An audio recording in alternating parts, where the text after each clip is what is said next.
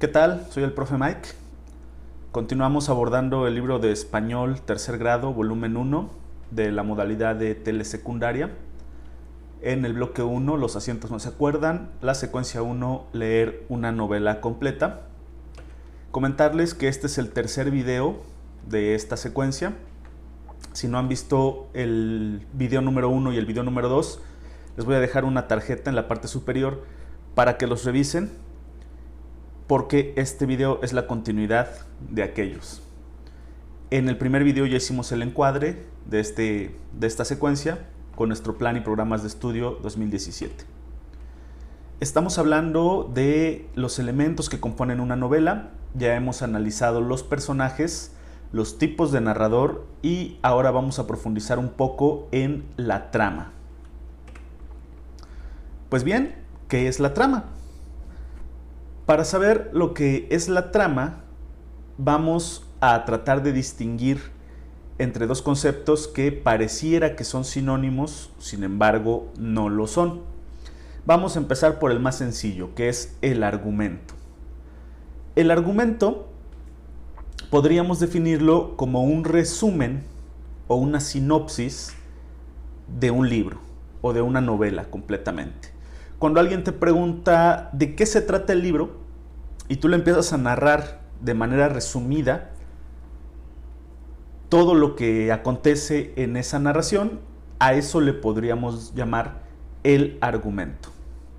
Por otro lado, la trama es un poco más compleja, porque la trama es el conjunto de elementos narrativos que se conectan entre sí para definir una obra literaria. Luego entonces, ¿qué son estos elementos narrativos?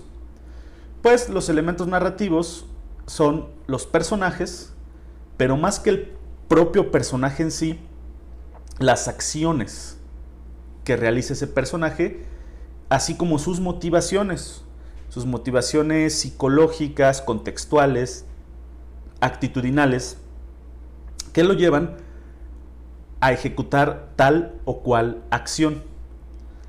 Claro que estas acciones impactan en el desarrollo de la historia. Otro elemento narrativo sería el contexto en el que se desenvuelve el personaje. Esto, por supuesto, viene dado por el autor. El autor determina ese contexto. Puede ser un contexto real, puede ser un contexto ficticio, puede ser un contexto en presente, en pasado o en futuro. Todo esto va a determinar el desarrollo de la historia. Otro elemento narrativo es el narrador, y ya en el video anterior definimos los tipos de narrador, y este también va a definir la trama. También podemos citar como elementos narrativos los arcos argumentales. Y aquí me voy a detener un poquito a profundizar qué es un arco argumental, porque tal vez en el video número 1 no quedó tan claro cuando hablamos de los arcos argumentales. Pues bien, un arco argumental es la historia específica de cada uno de los personajes. Desde que entra en la narración, cómo las acciones que va desarrollando, cómo llega a un conflicto o a un clímax, y luego cómo ese clímax se va desenredando, se va resolviendo, y llega finalmente a una conclusión o a un final. Se le llama arco porque describe, si nosotros lo graficáramos en un plano cartesiano, describiría un arco tal cual, de cómo aparece el personaje, va evolucionando, va creciendo, se va desarrollando, llega a un punto máximo de clímax y después se va volviendo a bajar para finalmente resolverse. Entonces este arco o esta parábola del personaje, a eso se le llama arco argumental, y generalmente en la novela no solamente existe un arco argumental, sino que cada personaje, por lo menos de los principales, va desarrollando su propio arco. En ocasiones estos arcos coinciden y uno puede incidir o puede repercutir en el otro. A veces se cruzan. Tenemos narraciones en donde dos personajes nacen en lugares distintos, pero a lo largo de sus arcos llega el punto en el que se cruzan sus historias y entonces un arco incide en el otro y a partir de ahí comparten tal vez el mismo arco. Entonces a eso nos referimos cuando hablamos de arcos argumentales. Entonces, esto es la trama. Es el conjunto de todos estos elementos que se conectan entre sí para definir una obra literaria. Como se podrá ver, la trama es más compleja que un argumento. Un argumento solamente es el resumen superficial de una obra. Ahora bien, existen diferentes tipos de trama, que son la trama paralela, la trama de revelación y la trama de resolución. Para explicar cada una de estas tramas, voy a tomar como ejemplo 3 novelas.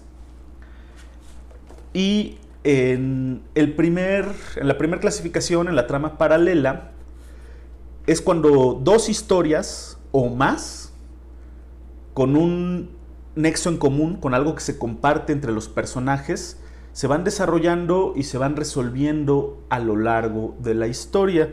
Como ejemplo, me gustaría citar la novela de Narciso y Goldmundo, de Hermann Hesse.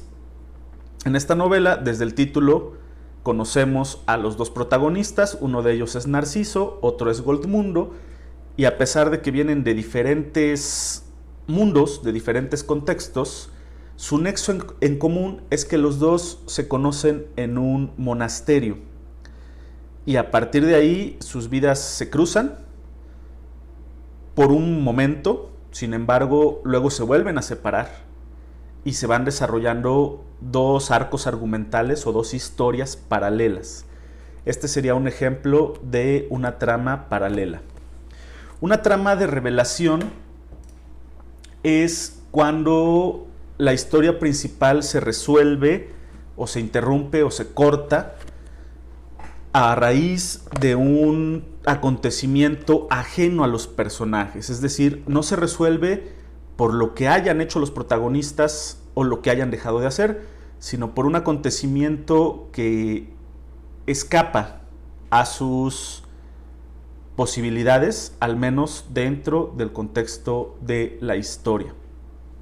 Como ejemplo de este tipo de trama, me gustaría citar a la novela de Demian, de Hermann Hesse, en donde ya casi al cierre de la novela estalla una guerra, y esta guerra pues corta o pone fin a una trama que se venía desarrollando a lo largo de toda la novela.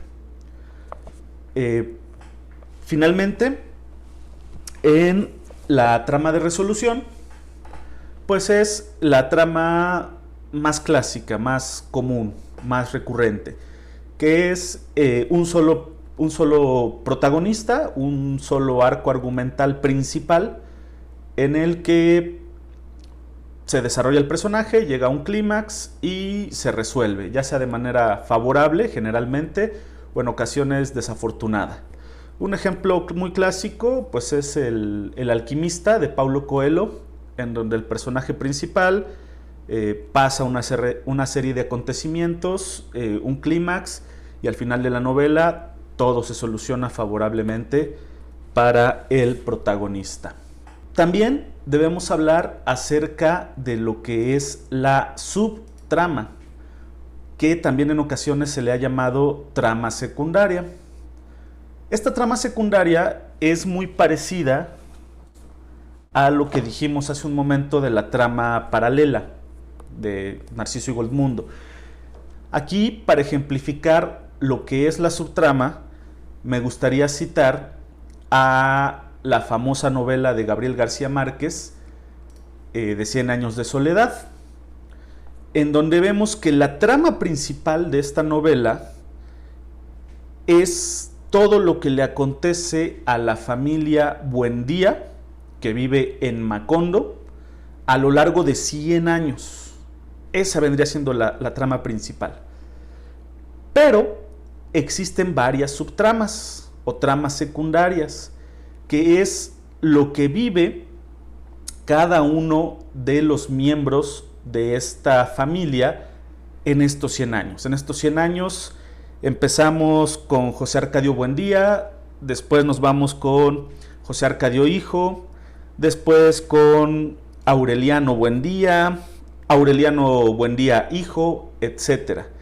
Cada una de estas tramas de los miembros de esta familia es una trama secundaria que aporta información complementaria a la gran trama principal, que es el desarrollo de la familia Buendía a lo largo de estos 100 años, que son los que vive Úrsula y Guarán, ¿no? Entonces, pues aquí tenemos un muy buen ejemplo de lo que sería una subtrama o trama secundaria. Y de manera general, esto es lo que yo podría comentarles acerca de lo que es la trama y la clara distinción entre el argumento. Las fuentes consultadas están apareciendo en la pantalla, por si desean acudir a ellas. Como siempre, si este video ha sido de utilidad, por favor compártanlo, suscríbanse al canal, activen la campanita de notificaciones para que ustedes se enteren de cuando hay un nuevo contenido. Igual que en los videos anteriores, en la descripción del video les dejo el link por si quieren descargar estas diapositivas o por si quieren descargar el marco teórico conceptual en formato de PDF. Por mi parte eso es todo, soy el profe Mike y nos vemos hasta la próxima.